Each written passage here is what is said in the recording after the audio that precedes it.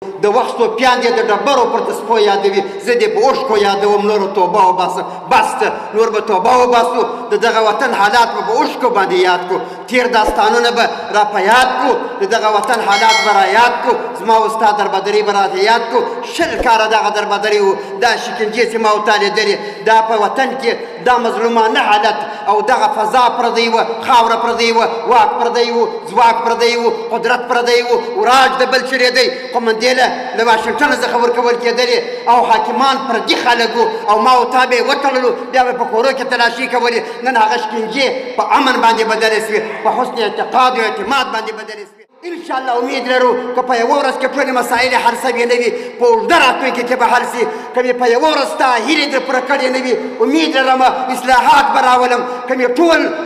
افراد، که مې ټول اشخاص مصلح نه وي، په ما کې مفسد ګډ سوي وي، راته ویې ښیه، تصفیه یې که، پاک یې که، پاکه جامعه او ټولنه پاکه د اداره ځان ته جوړه که، پاک وطن راته پاک وساته، را سره کومک وکوه، د بدو په مخنیوي کې را سره لاس وکوه، د امارت سره همغږی واوسه او امارت ته دعا وکوه چې الله تعالی ثابت قدم کې نور له خارجي او فطرو څخه خلاص شوي یو.